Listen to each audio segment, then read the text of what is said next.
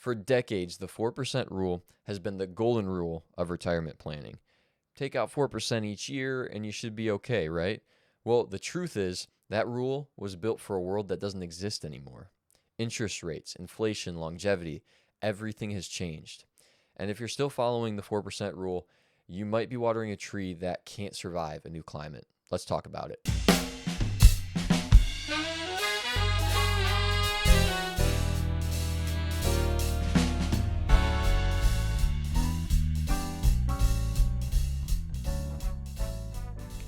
%50 or more for some people decline. So what if you retired that year, 2000, started taking your 4% on $1 million? Like that's actual relief. Right. Whereas a lot of other times we see people like trying to solve for this and then still not be sure. So we first went, we diagnosed and got the shortfall. We found out what their income shortfall was that we've already talked about. Welcome back, everyone, to the Legacy Life Podcast. We are back here again today on another beautiful morning. Mm-hmm. So last week, we talked about how instead of treating your retirement problem, quote-unquote problem, they just say you have a problem and here's how you're going to fix it, right? Diagnose it first. What is the math? Mm-hmm. Not this idea of like, how do you feel today? Or do you feel conservative today? Mm-hmm. You feel aggressive? Like, how are you feeling, right? Mm-hmm. Oh, conservative? All right, we're going to invest all your money like that then, Mm-hmm. right? What does that even mean? What does that even mean? It's like, what do you need? Right. Right? What is your situation? What do you need? Like, what's your lifestyle goal? All these different things, right? Right. And so what is the actual math? What is your shortfall, your income shortfall? And we talked about how your income shortfall Mm-hmm. is basically what you've planned for already. So Social Security, a pension maybe, something along these lines. Maybe you already have some investments that are paying you, right? Right. And then what's your lifestyle goal? So if what you've planned for is $50,000 and your lifestyle goal is $100,000, okay, so every year, adjusted for inflation, you have a $50,000 plus shortfall. Right. For income, right? Over retirement, which on average, 20 to 30 years. Okay, we've got a shortfall. Now we can start looking at how are we going to fix this, right? Mm-hmm. And so we talk about how it's okay to, be a little bit more conservative or aggressive, but don't just pick a box and then let someone just figure it out for you. Without knowing the math. No, right. we're going to let's build the plan together and do the math and figure out what could you do to invest your money. Yep. So that you don't have to make a return to have the income you need on retirement. Now you will, and you can. Yeah. But if you could solve for zero, Mm-hmm. you talked about the power of zero, Mm-hmm.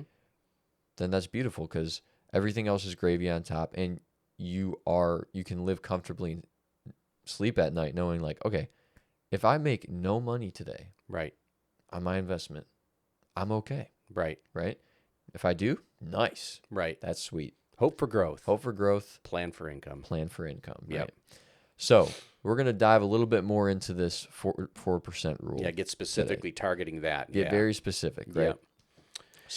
Yeah. So that 4% rule, I think mid-90s or early 90s, actually, there was a study done, looked at like 30-year retirement periods, and it assumed and that's the key word there, it assumed yes, in this study, steady bond yields, mild inflation, 60-40 stock to bond portfolio, very typical, the 60-40 strategy. Yep. You'll even hear people say, so I'm coming to retirement, so I should probably do that 60-40, right? Something like that. Right. It'll just come out. Right. Right.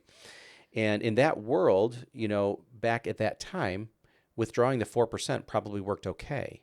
I mean, you can look at studies, 1990 to 2000, say, that decade. People were doing the 4% rule. And making these assumptions, they did okay. All right. But I think it's fair to say that's not 1994 anymore. Yep. Okay.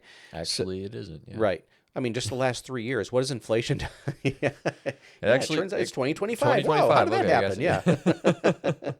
Yeah. No truer words were spoken on this podcast. Yeah. It's not 1994 anymore. If Thank you you, take Ryan. anything from this podcast, Yeah. It's not 1994. Thank you so much. It was so helpful. Yeah. So much value. All right. Yep. So, no, but inflation the last 3 years, what has it done, right? skyrocket.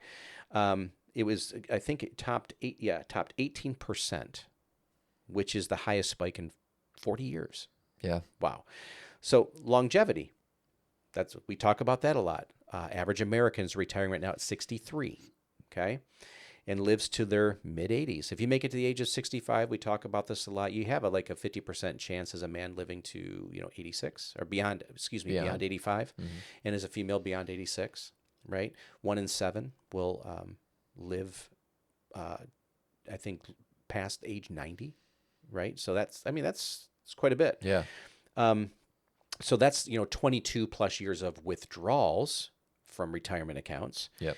And then of course you have to factor in the volatility. If you look at like COVID in 2022 as two most recent examples. I mean, we can go back to 2018 and back farther, but 2022, you see these almost back-to-back drawdowns because of COVID, and then 2022 in the stock and bond markets.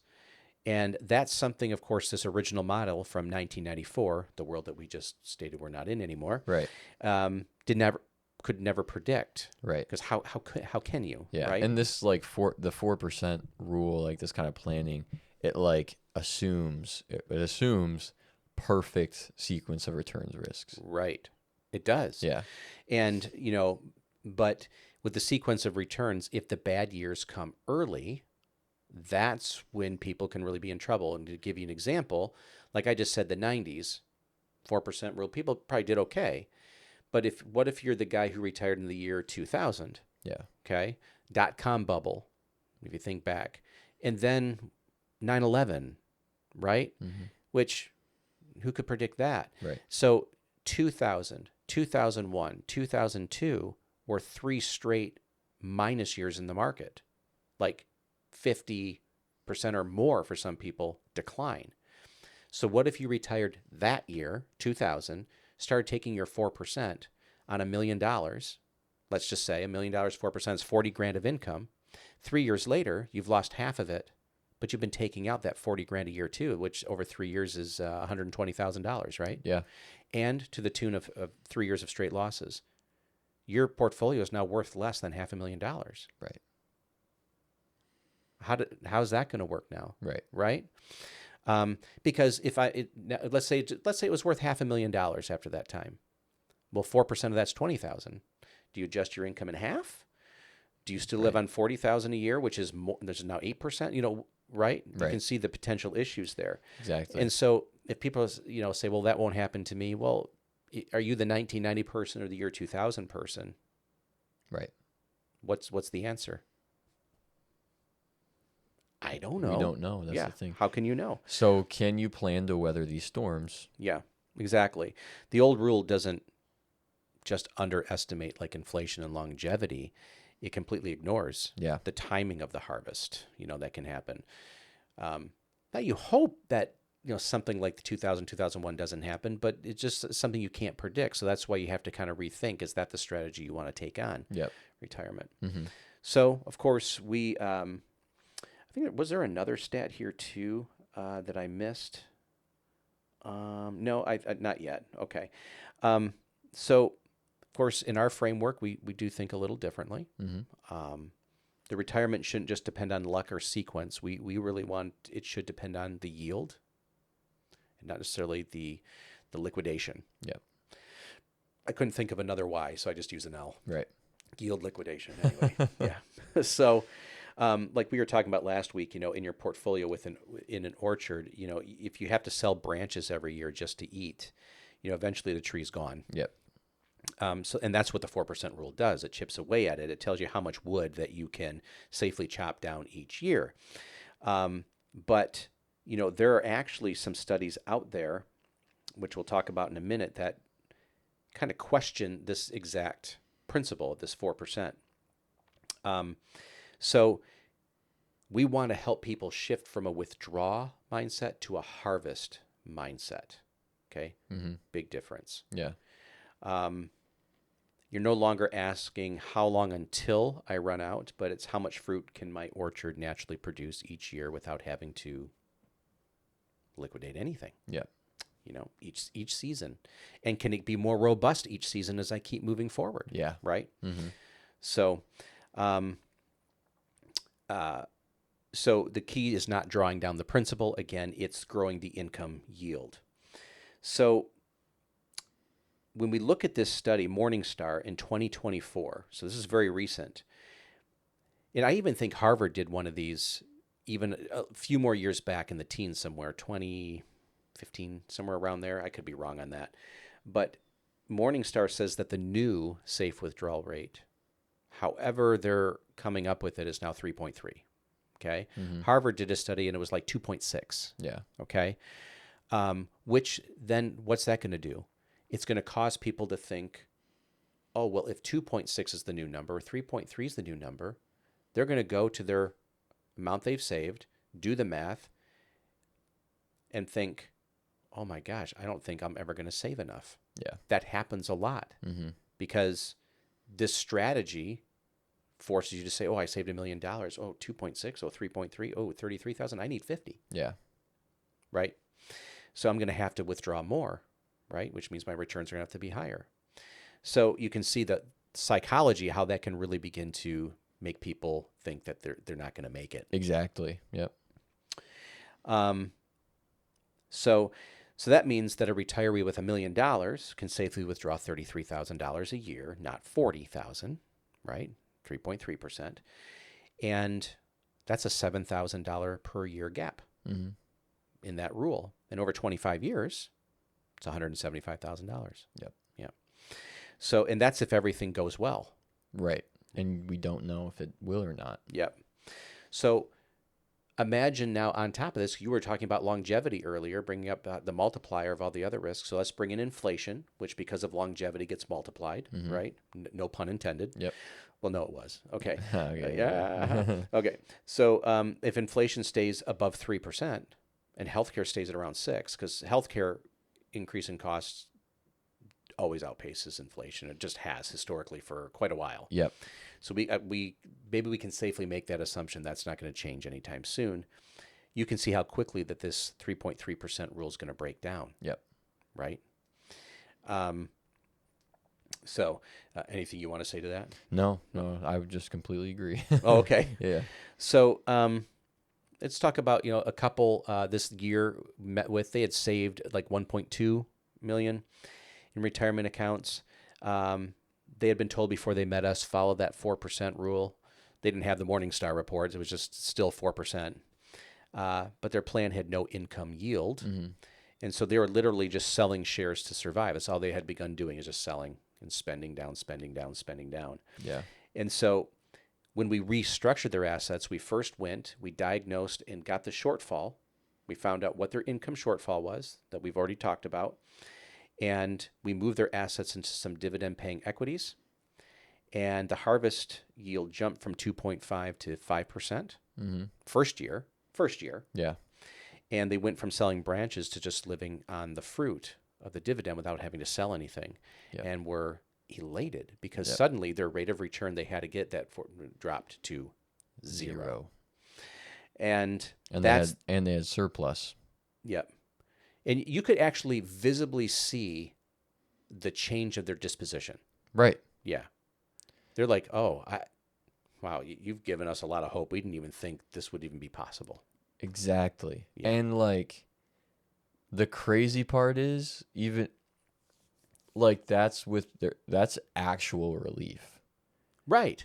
Whereas a lot of other times we see people like trying to solve for this and then still not be sure. They still don't know, right? Because there's so much assumption involved. Yeah. Whereas we're just like, nope, this is the math. Yeah. This was your shortfall.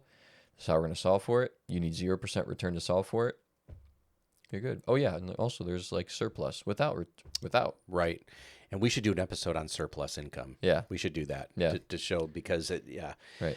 Because what can you do with that surplus? Yes. You can buy yourself more income. Turns out. There's a lot of great things that can happen. Yep. It just, when you see the client's world open up to like all these possibilities they never thought they could even entertain. Yeah. It's really cool. It is really cool. Yeah. So, the 4% rule might have worked in yesterday's world. I mean, we know that was a long time ago. Yep. Mm-hmm. But in today's climate, we need something better. And in fact, what we're describing here as better isn't like some new flashy thing. This has been time tested. Exactly. You know, people, there's companies that have been paying dividends since the 1800s and have still continued to do so. So we're not like reinventing the wheel. This is tried and true strategies that have really helped a lot of retirees for over a century. Yep. It just doesn't fit in the traditional framework. Even though it is so old, it's kind of is traditional. Yeah. It's weird. Yeah. Well, one thing that did happen, and I'll just kind of throw this in, is like before 1978, I believe it was, the retirement planning was much different in our country. Yeah. In 1978, I forget the name of the act right now. I'm just having a moment here. Sorry, this must be age or something. Yeah, it's okay. Where the responsibility shifted for retirement planning from the employer to the employee. And that's where, during that time, there's a lot more pensions and defined contribution plans, and not, a lot more pension plans, and not like, it was the introduction of the 401k, basically. Yeah. And so once the 401k came out, during that time, taxes were very high in the 70s. Like the top tax rate was like, I believe, like over 70%. Like it was, whoa. Okay. And so having a defined plan where you could put money in and defer taxes sounded like a great idea because tax rates were so high, right? So for the C-suite, the 401k was really created originally for the C-suite of companies. Yeah. High wage earners would have high contribution limits, but then they opened it up to just the general public. Yeah. And we were sold a bill of goods that, well, your tax rates are going to be out of sight when you go into retirement, so you got to defer this money. Mm-hmm. But what happened is so you saw 401k planning go this way and pensions begin to go this way. Yep. Okay. Mm-hmm. And see way less and less pensions. Right.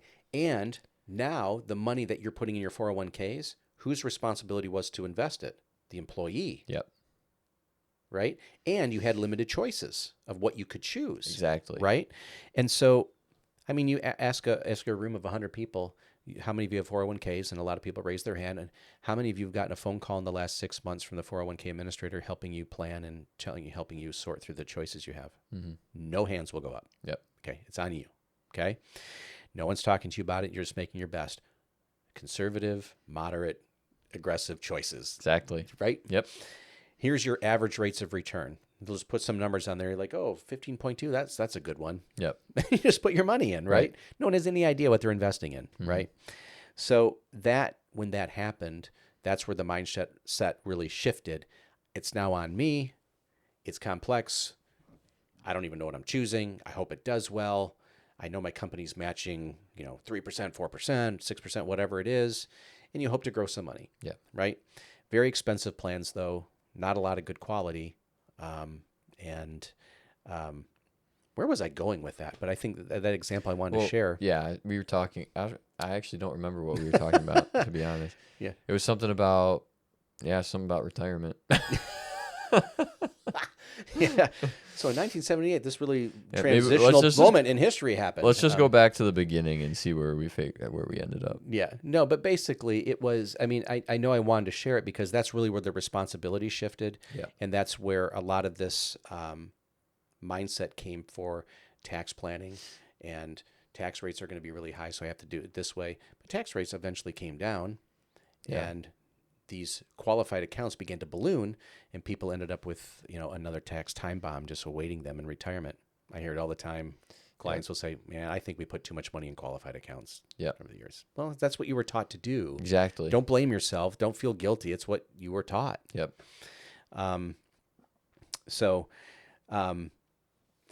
There was a really cool tie-in with that, and I don't remember what it was. I was talking about traditional invest, how I think I remember now. I Uh-huh. talked about how dividends are kind of traditional because they're so old. Yeah. But it's not in the traditional framework. Yeah, right. Exactly. Because the traditional framework, that's right, because in 78 things shifted. So that traditional framework and the way maybe people would have thought about dividends back then was kind of lost. Not on everybody. Sure. But going forward on a lot. And, not in these more modern times, it's not necessarily part of the culture of retirement planning.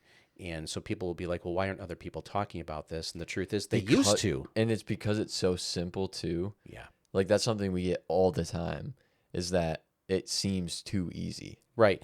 It is simple. And when people say, why aren't others talking about this? The answer is, well, who's been talking to you about your 401k investing at all? Nobody. So Right. how would you have ever learned about this if you hadn't gotten educated on it yourself? And you probably Yeah. talk to some people who start going into the weeds about stuff and you have no idea what they're talking about. Yeah. You know, it's important to be knowledgeable, but it's Mhm. also important to just realize like a lot of it's just a whole bunch of logical, complicated BS that Yeah. doesn't need to take place. Yeah, exactly. So, yeah, again, near and dear to our heart. So, if today's episode hit home in any way, shape, or form, or was helpful, can you drop us a note and let us know? If there's any other topics you want us to cover, can you please let us know that as well? And if you haven't subscribed, hit that subscribe button, the notification bell. Thank you for everyone that has been subscribing. We're glad that you're joining us. We have new people joining every week. We love it. If you want to go in our show notes, you can get a link to our calendar and have a free consultation, talk about your situation. We'd love to meet you, answer your questions, educate you on things.